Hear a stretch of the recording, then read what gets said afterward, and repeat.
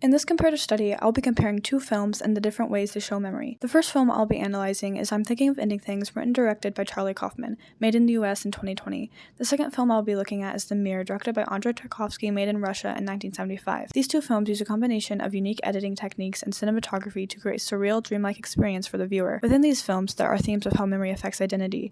They both question how memory works and in what ways the loss of memory affects an individual. I will be exploring the ways in which I'm Thinking of Ending Things and The Mirror uses editing and sound to portray how memory works through psychological film theory and social context.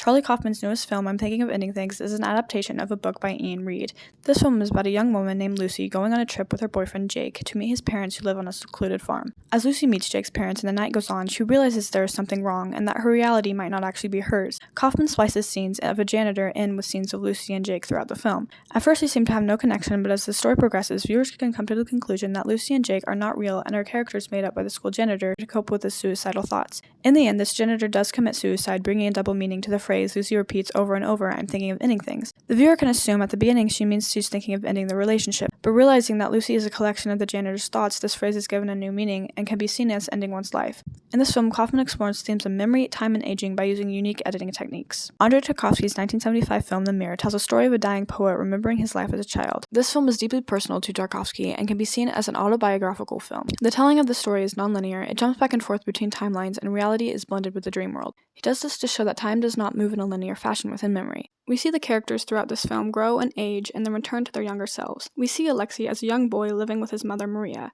It shows Alexei's life as a child and an adult and eventually shows him on his deathbed. This scene is shown at the very end of the movie, and the reader finally understands that everything that took place during the film was a part of Alexei's memories. The psychological landscape of the protagonist is explored through the use of memory. Without clear differentiation, Tarkovsky utilizes montage and nonlinear storytelling by inserting the memories and real-life experiences of the protagonist to create a dreamlike experience of what it's like to be in a body, but also to remember one's life. The justification for The Mirror is that it is filmically very important not only in Russia but also in the US. Tarkovsky's use of the dreamlike relationship between memory and reality is reflected in directors in other countries such as Ingmar Bergman and Akira Kurosawa. In both of these films, the viewers are shown dreams and memories without realizing. Tarkovsky and Kaufman uniquely employ pacing to show the fluidity between the present and our memory of the past. They place the viewer within the film by using this fluidity. This makes the viewer connect with the scene subconsciously.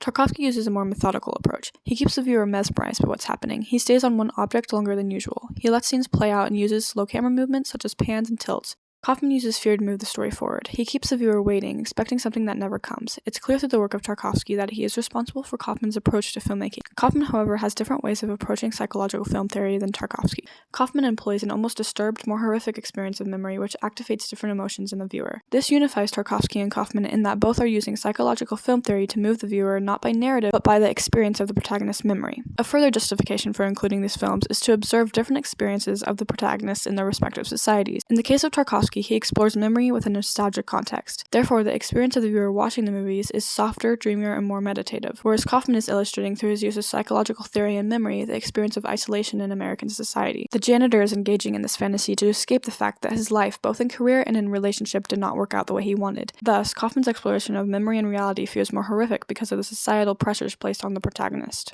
He makes the reader question their own memory throughout the film. He does this by changing small aspects about the characters and mise-en-scène. These small changes are hard to see at first and are hidden underneath the pacing of the film. The editing seems simple, but with a closer inspection, it is a major reason why this film seems so off. It is not only the awkward pauses in dialogue, but the timing of the cuts. In this scene, he uses cross-cuts to establish that the characters are talking about the dead sheep. This seems normal at first, but when paying closer attention, Kaufman adds in an extra quick shot of the sheep when it's not necessary. This shot seems out of place, but ends up creating an uncomfortable feeling that we wouldn't get without it. Kaufman uses this technique throughout the whole film. He uses a combination of hard and cross cuts. It feels that he either cuts too late or too early and adds in shots that are unnecessary. This is usually seen as bad editing and can easily take you out of a film. However, Kaufman is not trying to create an immersive experience. He wants you to be aware of what's going on. Without realizing it, it creates a strange, dreamlike effect throughout the movie. As the movie goes on and we realize that Jake and Lucy are a figment of the school janitor's imagination, we can understand why Kaufman chose to make the editing choices he did.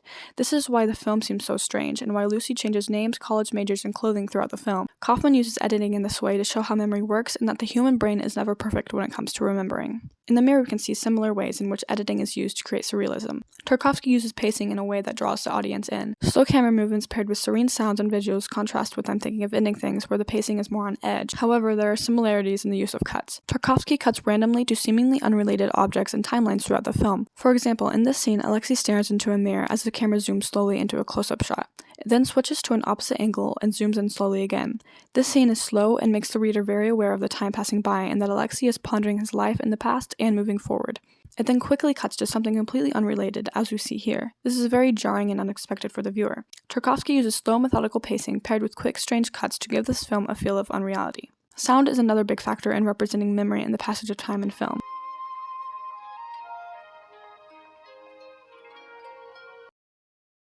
Tarkovsky and Kaufman both use voiceover in their films to represent the dream world in different ways. Sound can trigger memories, and using certain sounds can connect the viewer with the film in a unique way. And I'm Thinking of Ending Things, Kaufman uses voiceover to portray the thoughts of the janitor presented through Lucy. The voiceover tends to get cut off or interrupted most of the time. I'm thinking of ending things. Huh? What? Did you say something? No, I don't think so. Weird. This is to represent the constant thoughts overlapping and changing. Kaufman also uses an interesting technique of blending the dream world with the real world. One of the ways he does this is through objects. For example, in the janitor's world, the wallpaper of his house is the same as Jake's parents' house. Some other things that show up are a swing set, the ice cream shop Tulsi Town, and even the janitor's clothing. We can see this even more in his use of sound.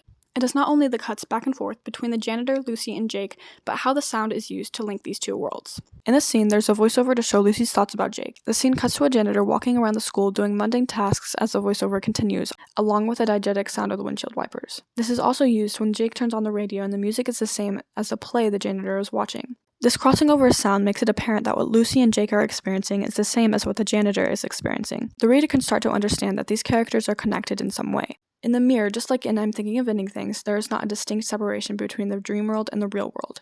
The difference in The Mirror is that most of the film is presented in the dream world, and does not show the real world until the very end. The whole film is supposed to be a man reminiscing and remembering the things he has been through.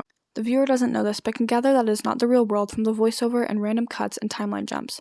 Tarkovsky places archival footage within the memories of Alexei. It shows scenes of children leaving their parents, a balloon journey, and the Soviet-Chinese conflict. In the archival footage, it is important to pay attention to the sound that is overlaid.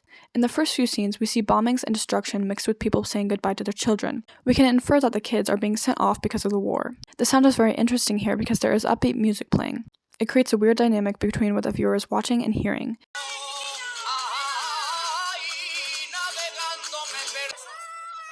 As the music fades, we hear the diegetic sound of the people.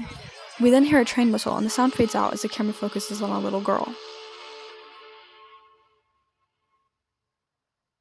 It then cuts to a different timeline. The sound fades in again with quiet classical music playing. The juxtaposition between these two scenes creates a feeling of uneasiness in the viewer. Tarkovsky does an excellent job of creating a sort of quiet chaos within the scenes to show how memory flows. In conclusion, the films I'm Thinking of Ending Things and The Mirror both portray memory and the dream world in uniquely different ways using editing and sound. These films are very similar in the ways they show how thoughts flow from one another and interject in random ways in a non-linear fashion. Kaufman focuses more on the horror of losing your identity through memory, and does a good job at questioning who we are without our memories. The tone of this film feels more on edge, more disturbed. In contrast, Tarkovsky presents his film as a gentle flow through memory. It is very poetic. Tarkovsky focuses on slow pacing and gentle music to portray memory.